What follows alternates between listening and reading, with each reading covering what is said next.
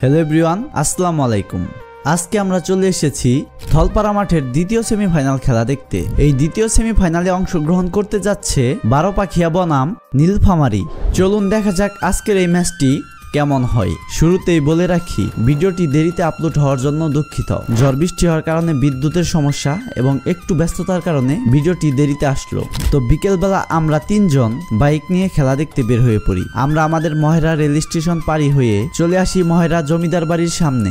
সেখান থেকে সাওয়ালি বাজার পাড়ি হয়ে ফতেপুর বাজারের আগেই ডান দিকে একটি মোড় নেই। এরপর চলে আসি আমরা থলপাড়া, আর এটা হচ্ছে থলপাড়ার সেই সুন্দর ব্রিজ। এরপরে আমরা খেলার মাঠে প্রবেশ করি। এই বাম পাশে রয়েছে বারোপাখিয়া টিমের খেলোয়াড়, যেখানে রয়েছে ডিপজল খ্যাত গোলকিপার রাজীব, ডিফেন্ডার ইমন, ইউসুফ, মিজান, অনিক, আরিয়ান সহ দুই ফরেনার এমেকা, বেল্লাল আরো অনেক খেলোয়াড়। এবং ডান পাশে রয়েছে মিহির স্পোর্টিং ক্লাব নীলফামারীর টিম, যেখানে রয়েছে হীরা, নলক সহ আরো অনেক খেলোয়াড়। মাঠের মাঝখানে থলপাড়া কমিটি দুই দলের সাথে কিছুক্ষণ কথা বলে এবং জার্সি কালার মিল হয়ে যাওয়ায় থলপাড়া থেকে সাদা জার্সি প্রোভাইড করা হয় মিহির স্পোর্টিং ক্লাবকে। এরপরেই শুরু হয়ে যায় আজকের দ্বিতীয় সেমিফাইনাল খেলা। থলপাড়া মাঠের এই সুন্দর টুর্নামেন্টের আয়োজন করেছে থলপাড়ার সকল প্রবাসীগণ। তাদের এই সুন্দর উদ্যোগ হাজার হাজার খেলাপ্রেমী দর্শকদের মাঠে এনে হাজির করেছে এবং এই থলপাড়া মাঠ আবারও উজ্জীবিত হয়ে উঠেছে। আশা করি থলপাড়া প্রবাসীদের উদ্যোগে এই টুর্নামেন্ট খুবই সুন্দরভাবে সফল হবে।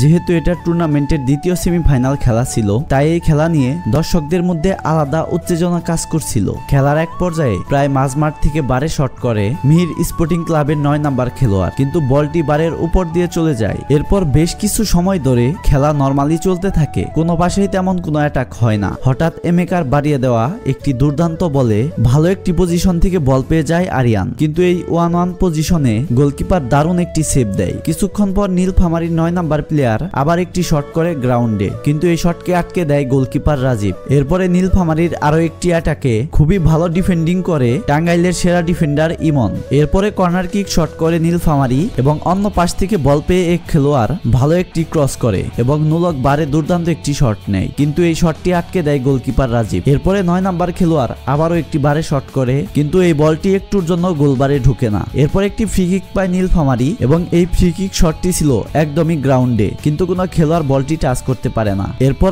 এমেকা এক পাশ দিয়ে বল নিয়ে প্রায় ঢুকেই যাচ্ছিল, কিন্তু তাকে আটকে দেয় ডিফেন্ডাররা। বেশ কিছুক্ষণ খেলা এভাবেই চলে। এরপর বারে একটি শট করে আরিয়ান, কিন্তু বলটি বারের সামনে দিয়ে চলে যায়। এরপর নীলফামারীও একটি বারে শট করে, কিন্তু বলটি বারের একটু উপর দিয়ে চলে যায়। কিছুক্ষণ পর আরিয়ান একটি ভালো পজিশনে বল পায় এবং সে দারুণভাবে বলটি উপরে উঠিয়ে দেয়। একটুর জন্য বলটি বারে ঢুকে না। এই বলটি বারে ঢুকলে গোলকিপারের কিছুই করার ছিল না। এরপর নীলফামারী এমন একটা ফ্রি কিক মারে, একটুর জন্য বলটি বারে ঢুকে না। এরপর মিজান একটি শট করে, যা ছিল অনেক উপর দিয়ে। এরপর হঠাৎই মাঝমাঠ থেকে দারুণ একটি দূরপাল্লার শট করে ডিফেন্ডার ইউসুফ। শটটি সুন্দর হলেও গোলকিপার বলটি ফিরিয়ে দেয় এবং সেই বল দৌড়ে যে আয়ত্তে নেয় এমেকা এবং দারুণভাবে কয়েকটা ডিফেন্ডারকে কাটিয়ে পাস দেয় অনিককে এবং অনিক একটি বুলেট গতির শট করে বারে। বলটি চলে যায় বারের একটু বাহির দিয়ে, তাই অনেক আফসোস করে। এরপরে অ্যাটাকে যায় নীলফামারী এবং নীলফামারীর খেলোয়াড় নলক দুর্দান্ত একটি বুলেট শটে গোল করে ফেলে বারোপাখিয়ার বিপক্ষে। শটটি ছিল এতই গতির ক্যামেরায়ও দেখা যায় না। এরপর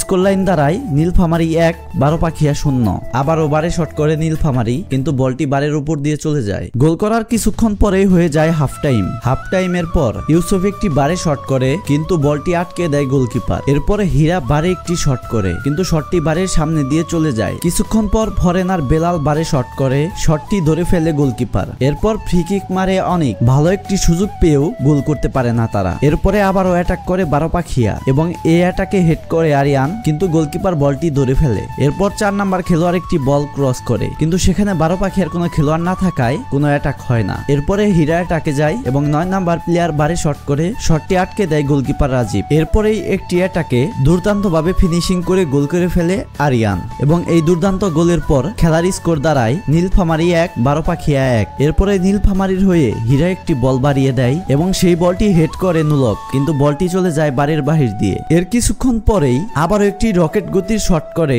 নুলক, কিন্তু সেই শটটি দুর্দান্তভাবে আটকে দেয় গোলকিপার রাজীব। এত সুন্দর শট দারুণভাবে সেভ দেওয়ায় নুলক আফসোসের ঠেলায় জড়িয়ে ধরে গোলকিপার রাজীবকে। এরপরে এক পাশ থেকে হীরা বারে শট করে, কিন্তু শটটি ফিরে কর্নার হয়ে যায়। এই কর্নার কিকে দারুণ একটি হেড বাজায় 9 নাম্বার এবং সেই বলটি বক্সের ভিতরে পেয়ে যায় তাদের আরেক খেলোয়াড়, কিন্তু সে শটটি একদম বাজে করে বাড়ির উপর দিয়ে বল চলে যায়। একটুর জন্য রক্ষা পায় 12 পাখিয়া। এরপর এভাবে কিছুক্ষণ খেলা চলে এবং শেষ হয়ে যায় খেলার সময়। 1-1 সমতায় থাকায় খেলাটি পৌঁছায় টাইব্রেকারে। এই টাইব্রেকার বা ফুল পেনাল্টি শুটআউটের ভিডিও আমার আইডিতে আপলোড করা আছে, যারা যারা এখনো দেখেননি দেখে নেবেন। ভিডিওটি যদি ভালো লেগে থাকে অবশ্যই লাইক, কমেন্ট এবং শেয়ার করবেন।